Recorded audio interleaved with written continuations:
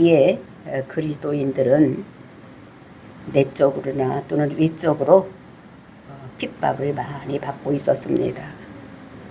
이렇게 핍박받는 그리스도인을 보면서 베드로 사도는 그들에게 어떻게 살아야지 되는지 이것을 쓴 것이 베드로 전서, 베드로 후서인 것입니다. 그래서 백성들이 어떻게 살아야 될 것인가를 말하면서 종들은 어떻게 살고 또 가정에서 남편과 아내는 어떻게 살아야 되며 또 교회에서는 성도들 사이에는 어떻게 지내야 되며 또 나아가서 세상에서는 성도들이 어떻게 살아야 되는지를 우리들에게 말씀으로 주셨습니다. 그러니까 적극적인 삶을 살아라. 그러니까 선을 행하고 살아라. 라는 말씀을 우리에게 주셨습니다. 지금까지 그런 말씀을 주시던 베드로 사도는 오늘 이어지는 본문에서는 다른 메시지를 주는, 그래서 고난의 유익이다 라는 말씀을 우리에게 주시고 계십니다. 성도가 선을 행하고 살아도 고난이 따른다는 것을 말하고, 고난을 받으면 두 가지 유익이 있다는 것을 우리들에게 말씀으로 주시고 계시는 것입니다. 고난을 받으면 우리에게 유익이 있는데 첫 번째 유익이 무엇이냐? 고난을 통해서 복음이 흘러가는 통로가 된다는 것입니다. 그 다음에 두 번째는 고난은 죄를 그치게 하는 이런 것이 있다는 것을 우리들에게 말씀하고 있는 것입니다. 그래서 저와 여러분이 지금 받고 있는 고난이 있다면 이 고난을 통해서 누구에게인가 복음이 흘러가고 또 이 고난을 통해서 우리 죄가 없어지는 이런 역사가 일어난다는 것을 알고 저와 여러분이 지금 이 고난을 통해서 적극적인 삶으로 인해서 하나님께서 고난을 통해서 우리에게 주신 유익이 일어나시기를 예수님의 이름으로 축원을 드립니다. 성도들은 왜 고난을 받고 있는지 기록하는 이 사도 베드로는 이제 오늘 말씀에서 드디어 고난이 우리에게 어떤 유익을 주는지 말하고 있는데 그 13절 말씀 보시겠습니다. 또 너희가 열심으로 선을 행하면 누가 너희를 해하리요. 그러니까 열심으로 선을 행하면 누가 우리를 건드리겠느냐. 착한 일을 하는데 우리를 해할 사람이 없다는 것이 성경의 원칙이라는 것입니다. 이 세상 살아갈 때도 우리가 선을 행하면, 나쁜 일을 하는 거, 좋은 일을 하면 어떻게 돼요? 좋은 일만 있고 다른 사람이 해갈 것이 없는 것 같은데, 근데 14절 보니까 그러나 의를 행하여 고난을 받으면 복이 있는 자니 그들이 두려워하는 것을 두려워하지 말며 근심하지 말고. 그러나로 시작이 되니까, 그러니까 우리가 생각할 때 열심히 선을 행하고 좋은 일을 하고 살면은 우리에게 고난이 없을 것 같지만, 그것이 성경적이고 또는 세상에서 그렇게 생각해야 되지만 그러나 그렇지가 않다는 것입니다. 우리가 선을 행하고 이렇게 살면은 우리를 힘들게 하고 어렵게 하는 것들이 있다는 것입니다. 그것이 뭐냐? 그것이 마귀들이 그렇게 한다는 것입니다. 지금 소아시아에 살고 있는 성도들이 그들이 이제 정말로 구원받은 것에 감사해서 찬송하고 또 앞으로 그 산 소망을 가지고 살아가고 있고 또 선을 행하고 살아가고 있는데도 불구하고 예수님 믿는 것 때문에 저희들 건드리는 자가 있다는 것. 그래서 특히 그게 누가 그러느냐, 로마의 황제가 굉장히 힘들게 하고 어렵게 하고 있다는 것. 그러니까 이렇게 고난을 받고 있다는 것입니다. 무엇 때문에 고난을 받느냐? 이것이 의를 위하여. 그러니까 의가 뭡니까? 예수를 믿는 것, 또 하나님을 믿는 것. 이것 때문에, 하나님 때문에, 예수님 때문에, 그것 때문에 고난을 받는 것이 있다는 것입니다. 근데 그것이 예수님 때문에 또 하나님 때문에 이 사람들이 고난을 받으면 그것이 복이 된다고 말하고 있는 것을 볼 수가 있는 것입니다. 그러니까 그것이 고난이 그러니까 복이 되는 통로라고 말하고 있는데, 우리가 마태복음에 보면 5장서부터 7장 이런 데를 보면 5장에 보면은 산상수훈이 있습니다. 거기서 보면 우리가 가난한 자는 복이 있나니 천국이 저희 것이며, 그 다음에 애통하는 자는 복이 있나니 저희가 위로를 받을 것이며, 온유한 자는 복이 나니 저희가 땅을 기업으로 받을 것이며 의에 줄이고 목마른 자는 저희들이 배부를 것이며 이렇게 말하면서 우리가 고난을 받는 것이 있다는 것을 우리들에게 말하고 있는 것이니까 가난하게도 되고 또 애통하게도 되고 그렇게 되는 이런 것이 있다는 것을 우리에게 말씀하고 있습니다. 그러니까 예수님도 이 땅에 오셔서 하나님 나라를 이루기 위해서 열심히 일하고 있는데도 불구하고 고난이 있다는 겁니다. 그가 십자가 죽었다는 것입니다. 그가 뭐가 죄가 있어서 십자가 달려 죽은 것이 아니요. 그러니까 십자가 죽음은 최고의 형벌이요. 로마에서 최고로 죄를 많이 졌을 때 행하는 형벌이 뭐냐, 그거 십자가 사건입니다. 십자가에 매달려 나무에 매달려 죽이는 것이 이것이 뭐냐, 최고 형벌이야. 제일 죄가 무거운 죄를 형틀에 매어서 죽이는 이런 것인 것을 볼 수가 있는 것입니다. 그래서 예수님을 따르고 또 예수님도 그렇게 죄가 있어서 죽은 것이 아니라는 것을, 이런 것을 보면서 우리가 원칙적으로는 선을 행하고 살면 우리에게 그런 핍박이나 고난이 없어야 되는 거예요. 근데 그런 것이 있다는 것을 얘기하고 있는데, 그래서 그런데도 불구하고 우리가 예수를 믿는 것 때문에 세상은 우리를 좋아하지 않는다는 거예요. 겉으로는 그런가 하고 웃지만 속으로는 싫어한다는 것입니다. 왜냐하면 우리를 대적하고 그리고 우리를 핍박하는 것이 있는데, 그래서 고난받으면 복이 있다고 이렇게 말씀하시면서 뭐라고 그랬느냐, 두려워하는 것을 두려워하지 말며 근심하지 말고 그랬는데 잘 이해가 안 되죠. 두려워하는 것을 두려워하지 말며, 이거는 뭐냐면 두렵게 하는 것을 이렇게 해석을 하면 훨씬 더 쉽게 이해가 됩니다. 그죠? 우리를 두렵게 하는 것을 두려워하지 말며 근심하지 말고, 이렇게 황제에게 핍박을 받는 거예요. 그러니까 그 당시에는 예수 믿는 것 때문에 직장을 잃어버리고 있는 자산 다 뺏기고, 그리고 어떻게 사자밥이 되기도 하고 십자가의 처형을 받기도 하고 이런 것이에요. 그러니까 그렇게 두렵게 하는 것을 두려워하지 말라고 이렇게 말하는 것을 볼 수가 있는 것입니다. 그러면서 그럼 우리는 어떻게 해야지 되는지 그것을 15절에서 말씀하고 있습니다. 15절에서 우리가 두렵게 하는 것을 두렵지 않게 하려면 우리는 어떻게 해야 되는지 그것을 15절에서 말씀하고 있습니다.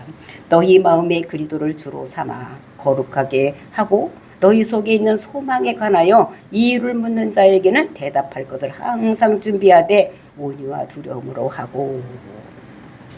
그러니까 우리가 취할 태도가 두 가지가 있다는 것을 말하고 있어요. 첫 번째는 마음의 그리스도를 주로 삼아야지 된다. 그리고 거룩하게 돼야 된다는 것을 말씀하고 있는 것입니다. 그러니까 예수님을 나의 주인으로 삼으라는 거예요.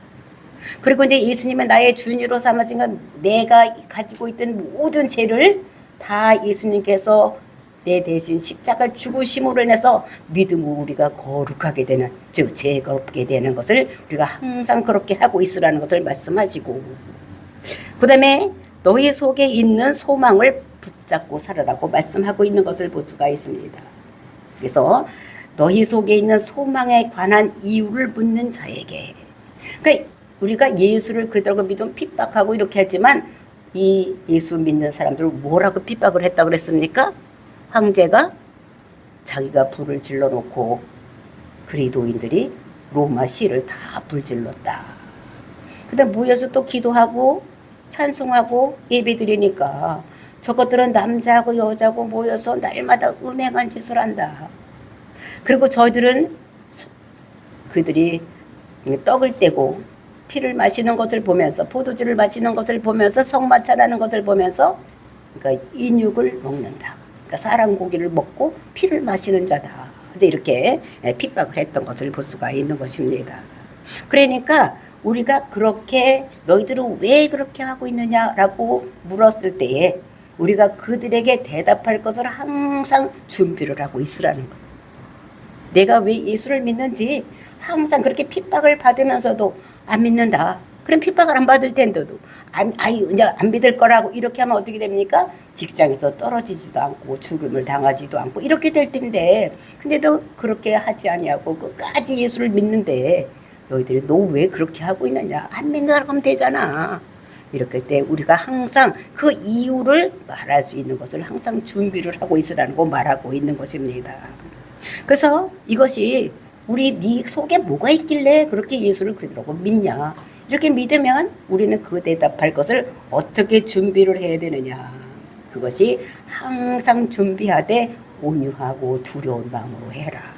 그러니까 온유하다는 것은 부드러운 마음을 가지고, 부드러운 마음을 가지고 있어야 되고, 그 다음에 우리는 두려워하는 마음을 가져야 되는데, 온유한 마음은 상대방에 대해서 부드러운 마음을 갖고, 그러니까 두려워하는 마음은 하나님에 대해서 두려워하는 마음을 가지고 우리는 항상 내가 대답할 것을 생각하고 살아야 된다는 것을 말씀하고 있는 것입니다. 왜 예수를 안 믿는다고 하고 그렇게 핍박당하고 힘들고 어려운 일을 당하느냐, 이렇게 물으면 이 땅이 전부가 아니다.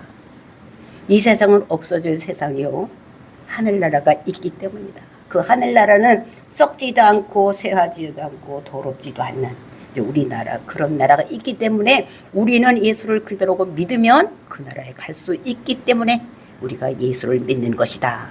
이렇게 대답할 것을 우리가 어떻게 됐냐, 준비를 하고 있어야 되는. 아담이의 모든 사람은 죄를 지고 있었는데 그 죄를 없애기 위해서는 예수가 그리도, 즉 죄의 싹은 사망이기 때문에 그 죄를 없애기 위해서는 예수를 그리스도로 믿는 수밖에 없다. 그래서 우리가 죄를 지으면 사망, 지옥으로 가는데 우리가 그렇게 아니하기 위해서, 죄를 없애기 위해서 우리가 예수를 믿는 것이다 라고 우리는 해야지 된다는 것을 말씀하고 있는 것입니다.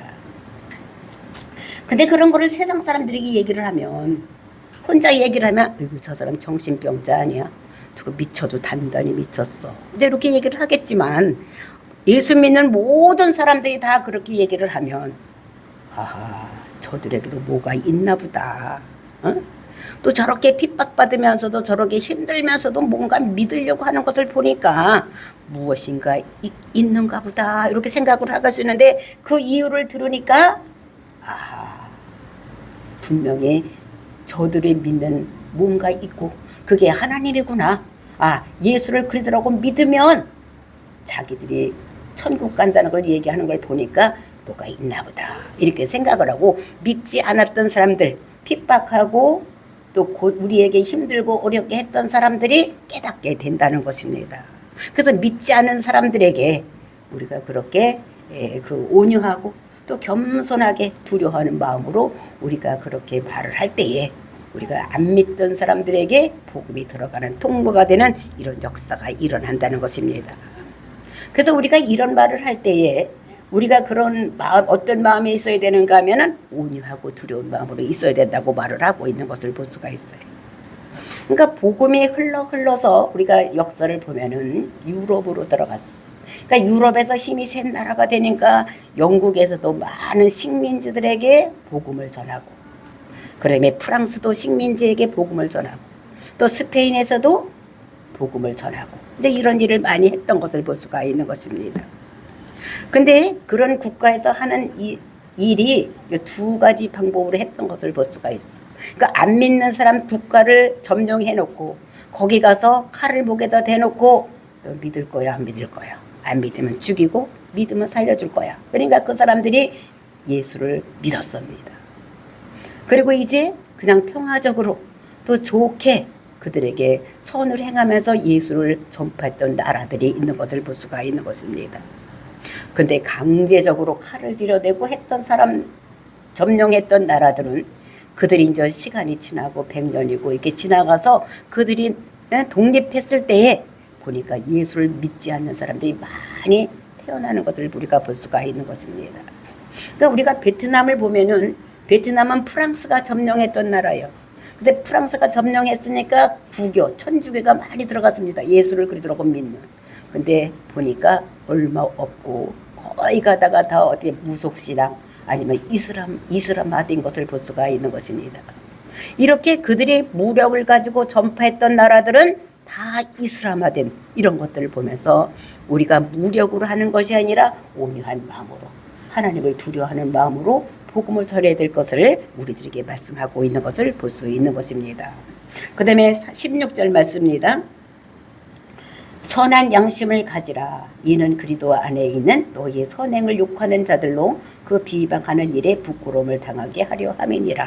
그러니까 선한 양심을 가지라는 거예요. 그 선한 양심이라는 것이 무엇이냐? 이것은 우리를 핍박하고 예수 그리스도를 믿는 사람을 핍박하고 그렇게 고난을 당해도 우리는 선한 삶을 살으라는 것입니다. 즉 선한 양심, 선한 삶을 우리가 살아야 될 것을 우리들에게 말씀하고 있는 것입니다. 왜? 그 이유가 무엇이냐 보니까 이는 그리스도 안에 있는 너희의 선행을 욕하는 자들로 그 비방하는 일에 부끄러움을 당하게 하려 함이니라. 왜 우리가 선한 삶을 살아야 되는가, 선한 양심을 가져야 되는가 하면 그 이유가 그리스도 안에 있는 너희의 선행을 보고 우리가 예수를 믿고 선행, 적극적으로 선을 행하는 것을 보고 욕하던 자들로 비방하는 일에 부끄러움을 당하게 하려 함이라. 그러니까 우리를 비방하던 사람들이 우리가 자기들이 비방했던 것이 아이고 그런 것이 아니었구나, 우리가 잘못해서 그랬구나, 이렇게 부끄러움을 당하게 하기 위해서 우리는 선한 양심, 선한 삶을 살아야 될 것을 우리들에게 말씀하고 있는 것입니다. 아까도 말씀드렸지만 욕하던 사람들이 왜 욕했습니까? 저것들이 그냥 고구마씨를 다 불질렀대. 그 다음에 저것들은 인육을 먹고 피를 마시고 흡혈귀 같은 것들이요. 그리고 음란한 성행위를 하는 자들이지, 이렇게 생각을 했는데 그들이 하는 것을 보니까 그것이 아니요. 아하, 우리가 잘못했구나. 이런 생각을 그들이 깨닫게 하기 위해서 우리는 선한 양심, 적극적으로 선을 행하는 삶을 우리가 살아야 될 것을 우리들에게 말씀하고 있는 것입니다. 아하, 우리가 잘못 알았구나, 우리가 무언가 잘못했구나, 이것을 깨닫게 하기 위해서 우리는 선한 양심, 적극적으로 선을 행하는 일을 해야 될 것을 우리들에게 말씀하고 있는 것입니다.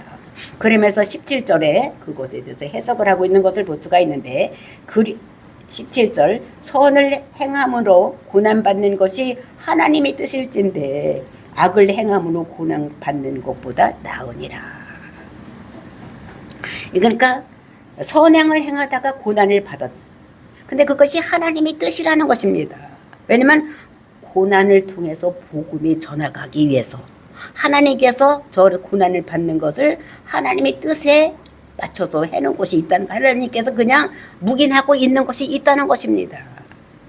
그래서 하나님께서 허락하신 고난, 이것을 우리가 달게 받고 있어서 우리를 통해서 고난받는 우리를 통해서 복음의 통로가 될 수 있다는 것을, 그런 것은 잘한 것이고, 그냥 우리가 세상에서 잘못해서 고난을 받는 거, 이거는 우리가 어떻게 해요? 악을 행하다 고난을 받는 것은 우리가 세상에서 개고생하는 거예요. 그냥 그 복음의 통로가 되지 않고 우리가 악을 행하다가 우리가 비난받고 또 힘들고 어려운 일 생기는 거, 이거는 개고생하는 것보다 우리가 하나님 나라에 앞장서 일하다가 하나님이 허락하신 고난을 당하다가 우리가 핍박당하고 힘들고 어려운 일 당하는 것이 낫다는 것을 우리들에게 말씀하고 있는 것입니다.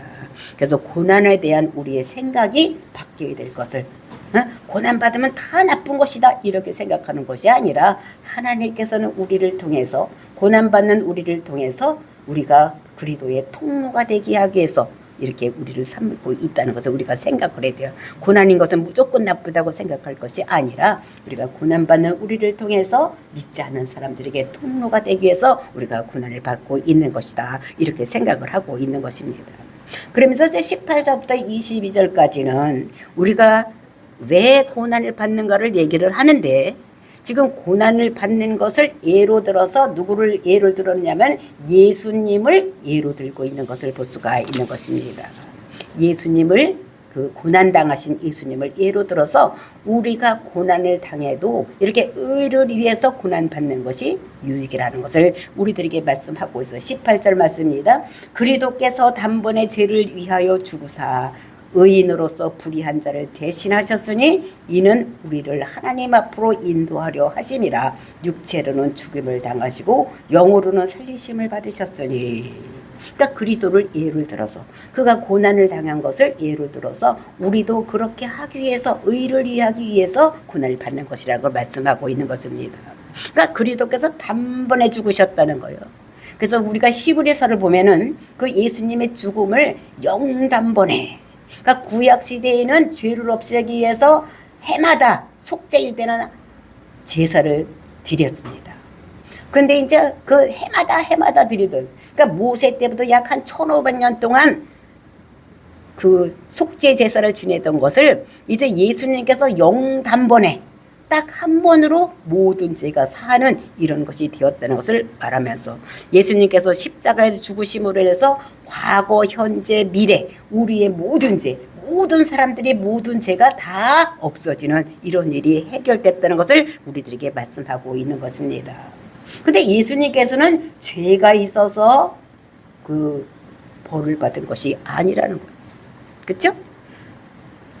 근데 우리는 하나님 말씀대로 사느냐고, 또 예수님은 하나님의 뜻을 이루려고 고난을 받으시는 거예요. 근데 내용은 달라도 뭐라는 거지? 다 의를 위해서 고난받는 거라는 거예요. 예수님은 모든 사람들의 죄를 대신해 죽기 위해서 고난을 받은 것이고, 우리는 하나님 말씀대로 사느냐고 우리가 고난을 받는 것이라는 것입니다. 그러면서 그렇게 고난받는 것이 뭐느냐?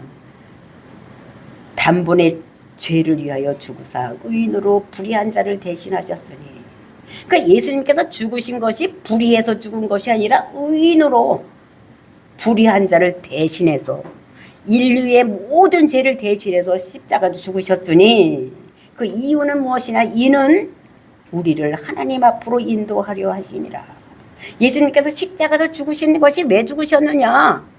이 세상에 믿는 사람을 하나님 앞으로 인도하기 위해서 예수님께서 십자가에서 죽으셨다는 거예요. 근데 예수님께서 십자가에 죽으신 것은 육체로는 죽임을 당하시고 영으로는 살리심을 받으셨으니, 예수님께서 십자가 못 박혀 죽으시고 장사한 지 사흘 다시 살아나셨습니다. 그렇죠? 그러니까 육체는 죽었지만 근데 영은 죽이질 못하는 거예요. 그러니까 하나님이 보실 때에 죽어 있는 거는 왜 죽어야 됩니까? 죄가 있어야 죽는 거예요.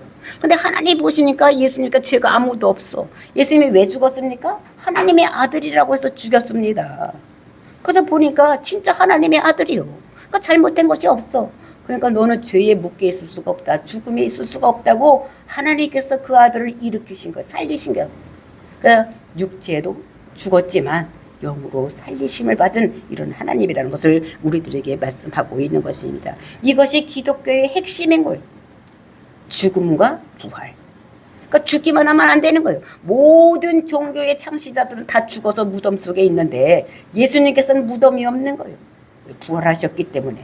그래서 예수님이 죽음과 같이 우리도 죽고 죄에 대해서 죽고 그다음에 의에 대해서 사는 이런 역사가 일어난다는 것을 우리들에게 말씀하시면서, 기독교는 그래서 두 개의 기둥이 있는데 죽음과 부활이 있다는 것을 우리들에게 말씀하시고, 그러면서 19절 말씀은 논쟁이 많은 말씀입니다. 이것 때문에 천주교에서는 그 연옥설이 있는 것이고, 그 예수님이 지옥에 갔었다 뭐 이런 얘기도 하는 것인데, 19절 말씀 보시겠습니다. 그가 또한 영으로 가서 옥에 있는 영들에게 선포하시니라. 그가 또한 영으로 가서 옥에 있는 영들에게, 그러니까 죽은 다음에 예수님께서 육체로 죽고 영에 살아있을 때 어디로 가느냐? 옥에 있는 영들에게 선포하셨다고 얘기를 하는 것입니다. 그러니까 그걸 보고 천주교에서는 지옥에 가서 거기 가서 모든 사람들에게 다 얘기를 하고 왔다 이렇게 얘기를 하는데, 그 예수님께서 지옥을 간 것이 아니라는 거예요. 이것을 그 선포하셨다 이렇게 얘기를 하면서 옥에 있는 영들이 누구인지를 이렇게 이거 가지고 잘못 해석할까 해서 그런지 20절에 그 옥에 있는 영들이 누군지를 설명을 하고 있어. 20절 보니까 20절입니다. 그들은 전에 노아의 날 방주를 준비할 동안 하나님이 오래 참고 기다리실 때에 복종하지 아니하던 자들이라. 그렇죠?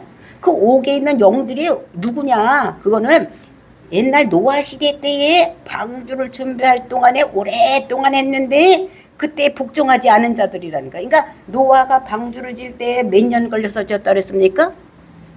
120년.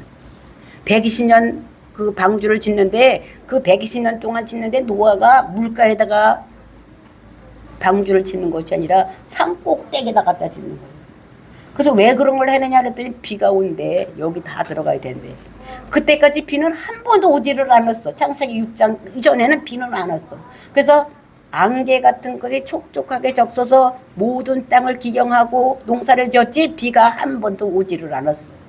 근데 뜬금없이 노아가 하늘에서 비가 와서 다 세상을 멸한다고 다 니들 어떻게 뱃속으로 들어가라고 그러는 거예요. 그러니까 거기 있는 사람들이 그 말을 듣겠습니까? 한 번도 보지도 못했는데 비라고는 한 방울도 보지를 못했는데 비가 와서 천지가 다 막을 테니까 늘 뱃속으로 들어가야 된다 그러면 그걸 120년 동안 전도를 한 거예요. 뱃속으로 들어와야 산다고. 근데 그때 보니까 그 뱃속에 들어가서 구원받은 백성이 몇 명이냐? 8명이라는 거예요. 8명. 그래서 방주에서 물로 말미암아 구원을 얻은 자가 몇 명뿐이니 겨우 8명이다. 120년 동안 그 배를 지면서 전도를 120년 동안 했는데 딱 들어가가 8명인데 그 8명도 다 누가 자기 식구들밖에 못 들어갔다는 거예요. 자기 아들 셋하고 자기 부인하고 자부들 셋하고 8명 자기하고 8명밖에 못 들어갔다는 것입니다. 그래서 이렇게 선포했다는 것은 무엇이냐? 복음의 선포가 아니라 대속의 죽음을 죽을 것을 선포한 것을 말하고 있는 것입니다. 그러면서 우리가 21절에 보니까 물은 예수 그리스도께서 부활하심으로 말미암아 이제 너희를 구원하는 표니 곧 세례라. 이는 육체의 더러운 것을 제하여 버림이 아니요 하나님을 향한 선한 양심의 간구니라. 이것이 물은 예수 그리스도께서 부활하심으로 이제는 너희에게 구원의 표가 된다는 거예요. 표. 그 자체 물 자체가 구원이 되는 것이 아니라 그것이 표시가 된다고 얘기를 하는 것입니다. 구약시대 즉 예수가 죽고 부활하기 전에는 이것이 뭐였습니까? 구약시대는 물이 심판의 도구였어. 그치? 홍수가 나서 모든 사람을 다 심판했어. 딱 살은 사람은 뱃속에 들어간 8명만 살았어. 그러니까 이거는 심판의 마크. 표시니까 마크요, 마크. 그 자체가 심판이 아니라 심판의 마크, 물이 된 것입니다. 였는데 이제 신약시대에 와서는 그가 뭐가 돼요? 구원의 표시가 돼요. 물이 구원의 표시. 근데 이게 표시지 그 자체가 물 자체가 뭐요? 이게 구원이 아니라는 거예요. 그러니까 우리는 그 이제 물이 세례인데 세례를 받으면 구원받고 이런 것이 아니라 우리는 어떻게 해요? 내가 믿는다는 표시로 우리가 세례를 받는 것입니다. 그러니까 우리가 세례는 우리 장로교에서는 약식 세례를 해서 이렇게 물을 3번 이렇게 뿌리면서 이렇게 하는데 원래 세례는 성경 전체를 읽어봐도 침례예요. 물속에 풍덩 들어갔다가 올라오는 거. 이거 뭐냐면 물속에 쑥 들어가면 어떻게 됩니까? 아가미로 숨을 쉬지 않는 모든 허파로 숨을 쉬는 사람은 다 죽을 수밖에 없는 거예요.